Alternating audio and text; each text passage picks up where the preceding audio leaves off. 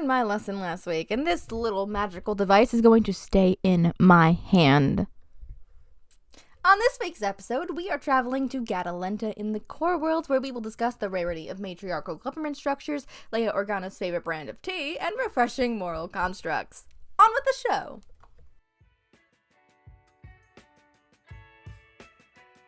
Hello there, everyone, and welcome back to Lady Qi'ra's Galactic Adventure, where we traverse the universe in our Correlian Corvette Cruiser, the Vindicator. I am, of course, your host on this excursion, Admiral Qi'ra Vendati of the Alliance to Restore the Republic. This time, we are continuing our exploration of the interior as we travel to the planet Gatalenta.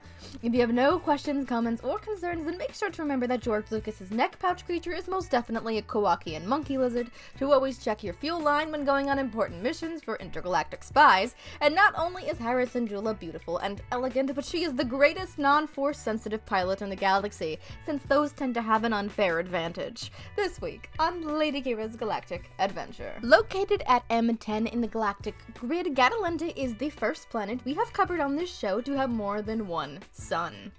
Just don't ask me how many, because as we all know, the Disney canon can be very undescriptive towards things like this. Outsiders regard Gatalenta as warm and tranquil, and it's mostly known for its meditation retreats, tea, and poetry. Its tea, although I don't know how it tastes, is known to be a favorite of Princess Leia Organa and her husband, the male wife, who are known to keep an ample stash of it on their ships. Interestingly enough, Gatalenta was also known for a meat substitute that it produces called Soy Pro, which is popular across the galaxy. And I guess it's kind of like super healthy tofu. I don't know. There's a lot of irrelevant history for the canon, mostly like this person lived here and stuff. So we're not gonna cover that. So all you really need to know is that Gatalenta is a member of the New Republic, but their intergalactic governmental status before that is kind of vague. It can be implied that they were members of the Galactic Republic. I don't know if they were members of the Empire. Anyways, we're back on that freaking anyways train. Okay, trim girl. The native Gatalentans were known to be overtly calm and incredibly spiritual. To aid them in their spirituality, Gatalentans practiced skyfaring, a calisthenics exercise in which one would use scarves to suspend themselves from wooden scaffolding. All Gatalentans were taught this practice, being able to meditate unconnected to the ground. Sounds pretty fun. Skyfaring was such an important part of their culture that Gatalentan senators had a skyfaring room made in their senatorial complex on Coruscant. This is the line that implies, right, that they were members of the Galactic Republic, but I don't know about their involvement in the Clone Wars. They're not overtly pacifist, so my guess is that they would have been aiding the Republic, but I don't have any concrete evidence on that, so I'm not going to make any assumptions, okay? Okay. Spirituality meant a lot more to the Gatalentans. Sorry, I tried to say Galileo. But it meant a lot more to them than just meditation. Love and compassion were the most important aspects of their culture, with outward displays of emotion, like crying, considered to be proof of a caring and virtuous heart.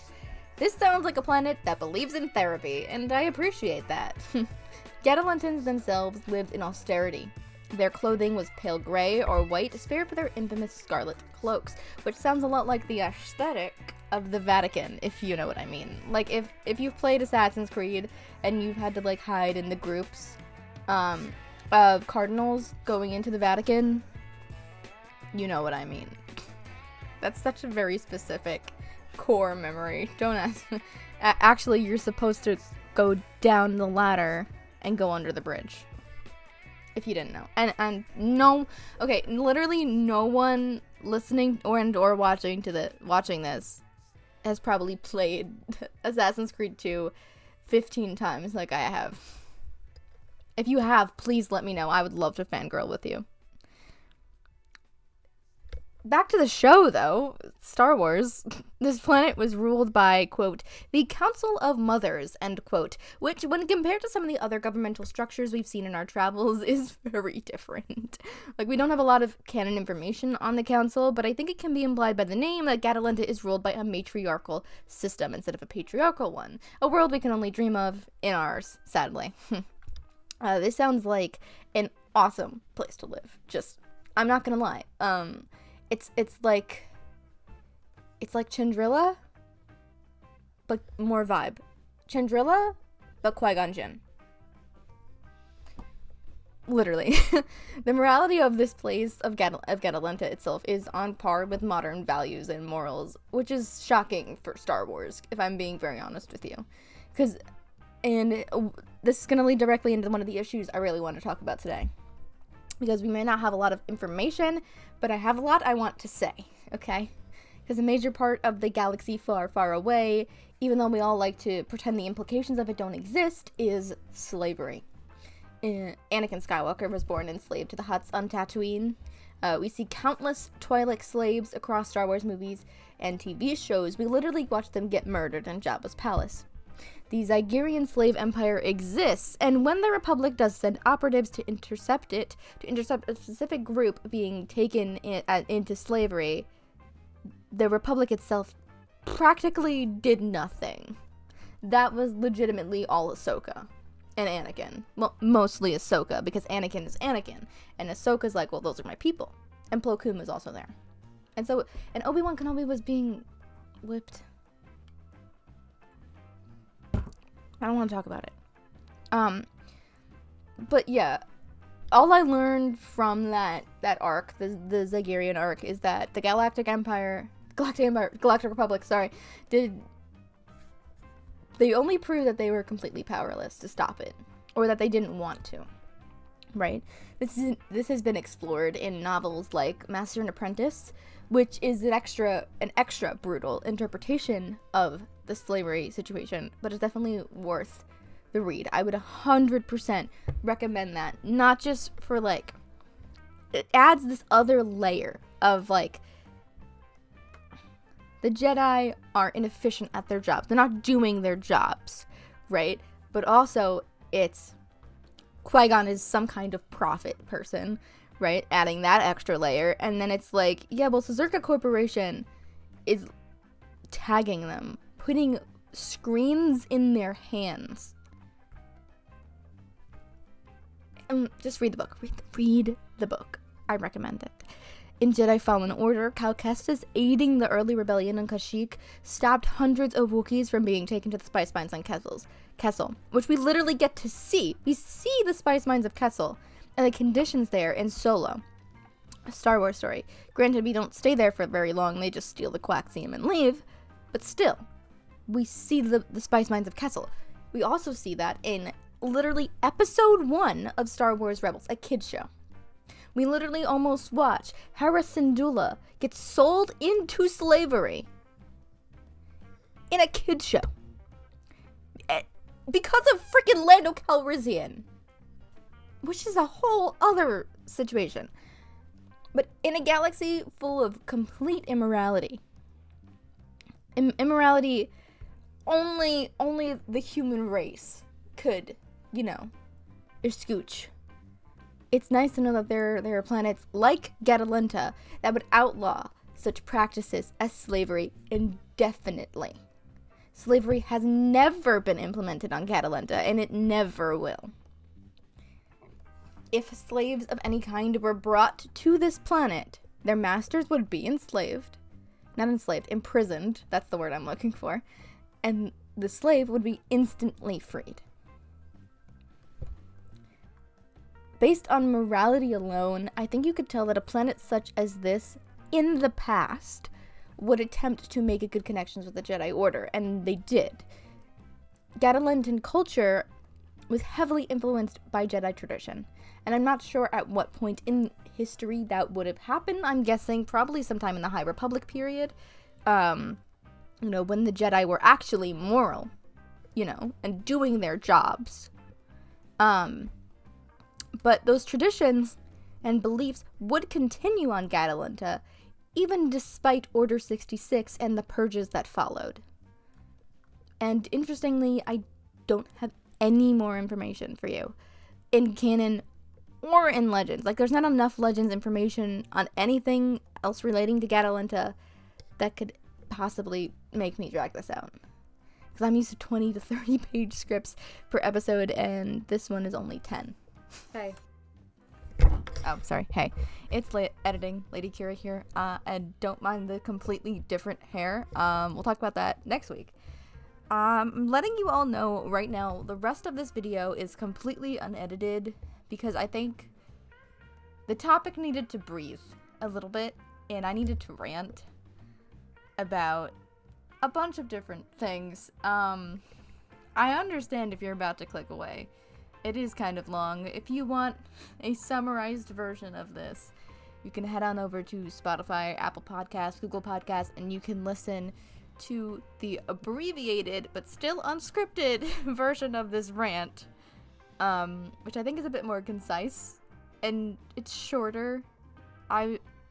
It's not a great week. I need to just get this posted so I can actually enjoy my weekend. But yeah, happy Black History Month, everyone, by the way. On with the video, I guess. I want to take some time, unscripted, to talk to y'all a little bit. I think I did it best in my Anchor episode. So if you want to head on over to Spotify or Apple Podcasts, Google Podcasts, it's on Audible, one of those. If you want to hop over in there and listen to the episode there instead from this point on, I would recommend that. Because it was unscripted and I wanted it to be because I wanted this to be fresh off the brain because I've been thinking about this for a while. I'm going to start by saying that Star Wars has always been a bit of a satire, right? It's the original trilogy. George Lucas wrote it as, a reflection of the times. It was supposed to be, an interpretation of the Vietnam War and the damage that caused to the U.S. and to the world as a whole, and just the sheer propaganda of it. And I think if you really watch closely enough, you can see the influence, right? It just takes place in space, and there's this weird super grand go listen to last week's episode if you don't know what I'm talking about, for the grand thing. The prequel trilogy was written as, this interpretation of the War on Terror. Because if you really analyze the Clone Wars, that's what it is. It's all based in speculation and just pure, stereotype. And in the process of the Clone Wars, the Republic basically enslaved people to themselves. The Republic, although they've never been avid supporters of slavery, were 100% benefiting from the practice of it. The Zygerian Trade Empire, I'm unsure whether Zygeria was a member of the Republic itself, but prior to the Separatist conflicts, it was clear to me, at least from the Clone Wars, that that the Republic had done a lot of dealing with Zygeria itself, which is known, I think they say in the arc itself, is to be the biggest enslaving empire, I think, outside of the Hutts at that point in time, because that's before the times of the Empire and all of that. But the clones were slaves, and they were people of color. It's Black History Month, and I really don't want to sugarcoat this because I don't think we should anymore. I understand why slavery exists in the galaxy far, far away. Maybe part of it was to be like, oh, look at all that Anakin suffered. And if that is the only reason why, then that's a hell of a problem. Because this galaxy does not revolve around Anakin goddamn Skywalker. You know, we see characters that have nothing to do with the Skywalkers deal with slavery or interact with slaves or enslavers all the time. Through most of Rebels, you know, we see the treatment of the Twi'lek. You know, it's horrendous. We see the just in every scene involving Jabba, and any Hutt, honestly, it's horrendous. I guess the Hutts can be considered more of like a human trafficking situation, because I think slavery, it implies that there's a greater government sometimes that's funding it. You know, again, although the Republic is not, you know, saying like, oh, let's pass bills in support of slavery, because on a moral level, I think most people would disagree with it. They are 100% benefiting at that point in time from the practice of slavery, and, you know, the capitalism that ensues from it. You know, the products that their labor has created. And I think Master and Apprentice does a really good job of explaining that. Master and Apprentice is a book about Qui-Gon Jinn and Obi-Wan Kenobi's relationship, you know, when Obi-Wan was about 18, which is a couple years before The Phantom Menace. And in that book is a very peculiar time in Qui-Gon's life, right? His master, Count Dooku, had already left the Jedi Order. He didn't tell anyone where he was going. He's not answering Qui-Gon's text messages, basically, his emails. Qui-Gon's trying to slide into the DMs and nothing is happening. Rael Averross, Count Dooku's first apprentice, is like falling to the dark side. They make a lot of connections between him and Anakin. And Qui-Gon is basically trying to make him wake up, right? But at the same time, he's having these like prophetic realizations. And he and Obi-Wan meet a couple people when they're doing a scouting operation of supposed terrorist groups, right? And one of these people was a former slave of Caesarca Corporation. And when you compare the Empire's treatments of slaves and Caesarca Corporation's treatment of slaves in Star Wars,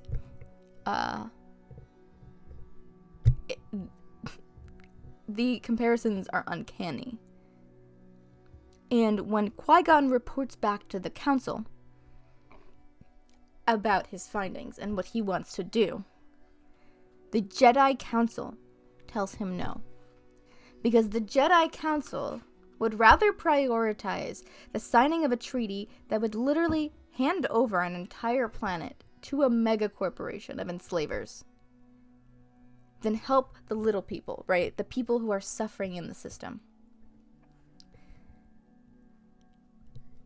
Again, I think in a weird way, people are trying to push for like Qui-Gon to be this like Jesus figure, and I really get it. I love him. He is my favorite pre-Order 66 Jedi. Legitimately my favorite. Because I think he's the only one who would ask the hard questions. Because he's the only person we've seen that's actually like questioned these institutions that have been in power for so long, thousands and thousands of years, and say, well, there's a problem with this that I think needs to be stopped. The Jedi Council told him that ending slavery was not their problem. Legitimately. I don't remember the exact words, but it was pretty much like that.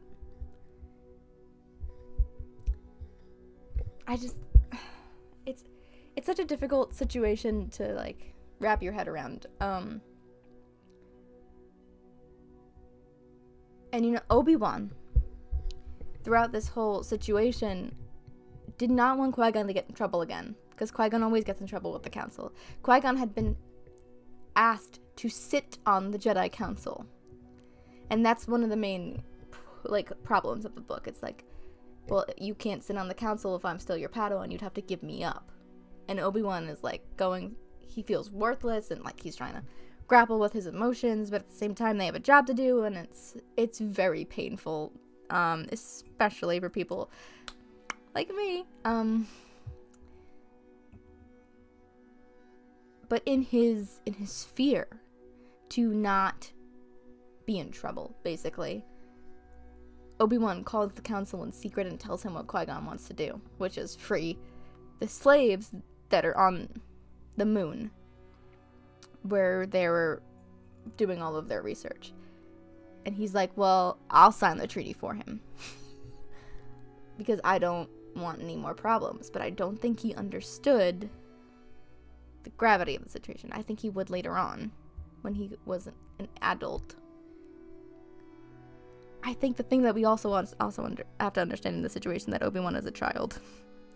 He is a child who's not allowed to act like a child, which is very damaging. Back to the situation at hand, though. Where was I? Again, go listen to the Anchor one. That one was very, like, succinct, in-depth. Here are my problems. And I'm not gonna memorize everything I said, because I think it needs to stand as it is, and I don't want the audio version of this show and the video of this version of the show to be exactly the same. I think that's incredibly boring. And I think the thing is, one of the main points I had made is, like, I've never seen characters, besides in Star Wars Rebels, go out of their way to help smaller but more important problems. Because the problem is always the big bad. It's always Palpatine. It's always this Force user. It's always this. It's always that. I get it. It's Star Wars. But you've built this huge world, and you tend to forget that there are other people who are living in it. Real people, right? Who are supposed to be normal and average, but there's also people in it who have been made by, whether it's George Lucas or Lucasfilm, or people in the books or in the games. There are people who are suffering that have been written into the story, and for reasons that are related either directly or indirectly to the big bad. And pretty much only in Star Wars Rebels do we legitimately see people go out of their way to help those people. In episode 1 of Star Wars Rebels, we literally see the Ghost Crew saving Wookiee slaves. I legitimately can't think of another time when we've seen our heroes do that for non-political purposes. Legitimately. Like, imagine, because we're technically still in the sequel era, right? And I think a great way to build up not just character arc and, further elaborate these characters who I think were poorly written in the first place. They were not poorly written inconsistently. Look, I really think people did Finn dirty. I think the writers of the sequels did him so dirty. I think they did Rey so dirty. They made her seem like a complete ditz when she is a survivor. Like, she lived on her own on this barren wasteland of a planet her entire life. She's not an idiot. And I don't like that she and Finn were treated like idiots. I felt like they were complete caricatures of human beings. And now, Lego has been, developing them a lot. And I think what Lego is doing, on the characterization of Finn and Rey, has done so much more than what the sequels have done. Imagine the two of them, if Finn is really Force sensitive. Like, Finn is doing his little Jedi training with Rey. And say they come across, maybe it's Zygeria again, because Zygeria in live action would be awesome. Or maybe it is Kessel. Maybe we get to see not necessarily just a darker side, but a more realistic side. I think people also often get concerned about when Star Wars gets too realistic. And to that I say, what is the point of having media if you learn nothing from it? Like, sure, Star Wars may be family-friendly fun time, and I think that there's a way to write a family-friendly story that tells a realistic argument, that makes a realistic point on a realistic situation.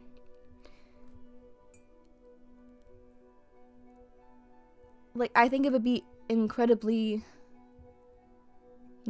humbling to see characters like Rey and Finn, who are always together anyways, helping the little people. Trying, taking down not just the force-wielding big bad, but the realistic big bad. That's why I liked Black Widow so much. I know a lot of people did not like that movie, mainly men. But Black Widow is based on real situations. Human trafficking is no joke. As a woman, I am taught to legitimately live in fear that I am being watched when I leave my house. That people are looking for people who fit my general characteristics. It's legitimately terrifying. And if you are a man listening and or watching this, consider the fear that the women in your life live with. Knowing that there are people in this world who would take them away for whatever sick and twisted purpose that would suit them. That is exactly what this is, right? This is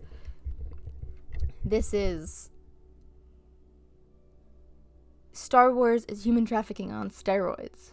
On spice, let's say. And I think I think children themselves need to be educated on the subject in a way that is not going to terrify them for the rest of their life. I feel like that's what my generation lacked. And now we live in fear of everything. I have a little sister. I don't want her living in fear, but I want her to be aware. I want her to know that, that there's something that she could do to protect herself, that there's something she could do to protect others if she really wants to do that when she gets older. And what better way than to see, characters that are already existing in this universe who we know to be, empathetic and personable and strong-willed and strong in general and possessing these weird supernatural abilities, have them do something that might quell that fear. Because if I saw Padme Amidala when I was younger, one, under a director that would handle her with grace and respect, for one, and two, not just, we rode down by the lake, blah, blah, blah, blah, blah, doing something that mattered. And, that's why I love Clone Wars Padme. Because she went out of her way to do things that no one else would do. Why not do, a short film? Or something. Even if it is animated. Star Wars is in such a strange position as a franchise. They have so much power. And they're branching off into these more realistic, I guess, landscapes. Mandalorian, we get to see things in Mandalorian that, normal people would be doing. The bathrooms were not canon in Star Wars until Dave Filoni wrote in a freaking vac tube on a ship. That man has so much power. And if they are ever going to pursue something like what I've proposed, I ask you, Lucasfilm, who is not watching this and does not know I exist, include women in that conversation. Include people of color in that conversation. People who have suffered, or whose ancestors have suffered because of institutions like slavery and racism and misogyny and every other E under the sun. Because I think it's a story that needs to be told. Has anyone ever asked the question, why are Twi'leks always enslaved in these movies? I can give you the answer. It's because they're fetishized. And because instead of, developing personal connections with people, that there are people in the galaxy who would rather have them enslaved, doing whatever they wish, than having a normal conversation with someone. And the Wookiees, why are the Wookiees always enslaved? It's because they have this super strength that their species has acquired over a series of evolutions. That, the Empire really banked out on for their manual labor costs. Because the Empire's cheap as hell and doesn't want to pay for anything. Why do you think they decommissioned all the clones? The clones were killed and decommissioned because they were too expensive. And then who fills up the stormtroopers?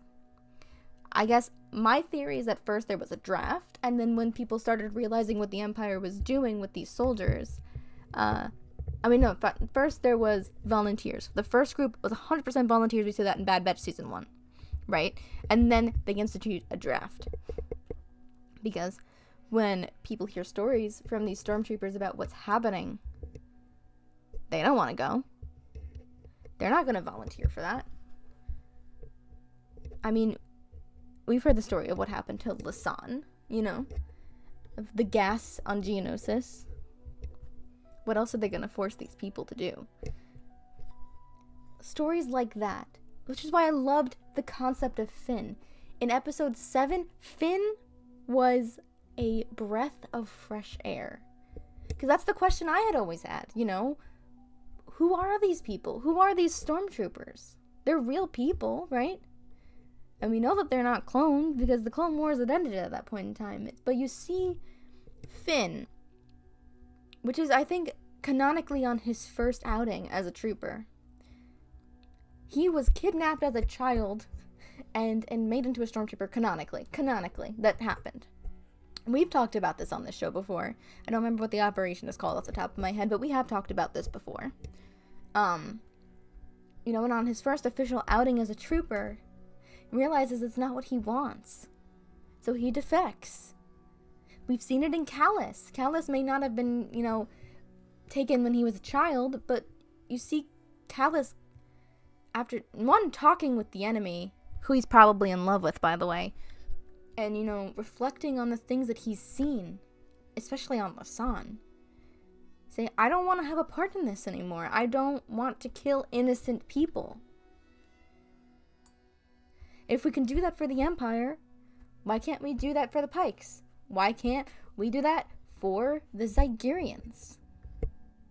These horrendous institutions that reflect real periods of human history that we have experienced as a nation or as a multitude of nations. Why don't we talk about those things? Why don't we see those things taken down on a silver screen? Those are just my thoughts. If you have any thoughts or you want to add on to this conversation in a polite and respectful manner, please, then you can head on over to my TikTok, maybe. You can hit me up on Instagram. You can hit me up in a review of this show on Apple Podcasts. Or if you have $5, you can head on over to patreon.com and join my exclusive Discord community through the membership, and we can talk a bit there. I would love to have this conversation with more people. And I know I've gone on and on and on and on and on, and I'm not going to be editing this video down. I will be doing my text boxes and stuff, but I really don't want to cut this conversation. I think it's an important conversation to have, especially as we're also having conversations about whitewashing of the Bad Batch, which I think is incredibly important to have, and it is why I am not watching Bad Batch Season 2. I talked about it a little bit in my intro from last week's episode, which is another issue on it entirely, but this Black History Month, I think we should really be taking this time to think about the media that we are taking in and the stories that they're actually telling and the implications that those stories might have, not on their universe, but on ours as well.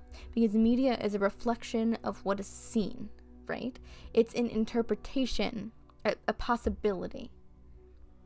And I hope we can all learn something, hopefully, from the conversation we've just had. Although it's kind of one-sided, but I guess that's kind of the point of a podcast. But I think we're done here.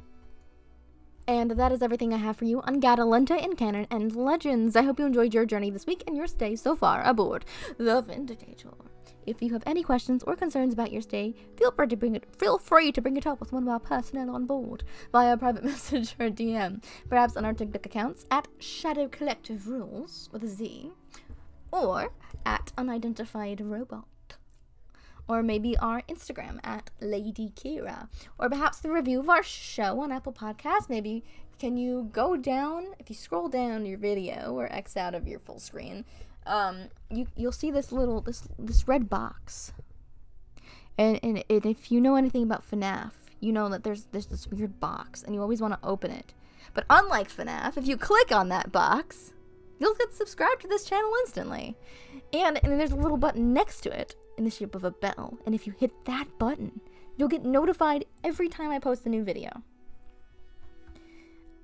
Or if you want more of me, I don't know why you would, but you can head on over to patreon.com/Lady Qi'ra Productions. For only $5 a month, you can have access to tons of additional content in our exclusive Discord community. Recently, I've been posting all of my scripts in consequential order. They're legitimately all scheduled to come out pretty much 2 to 3 days after each other. I'm also posting early access to the audio version of the podcast and the video version of the podcast, which go live everywhere else on Monday at 6:30 a.m. Eastern Standard Time. And that's all of those usernames and the respective platforms will be listed in the show notes. Next time, we are actually journeying to Sarapin, because I know I have not have a great track record with, the planets I list in the end, but we're actually going there next week, and whatever core worlds I can cover in an hour or less. And I want to remind you all, we are almost done with the core worlds.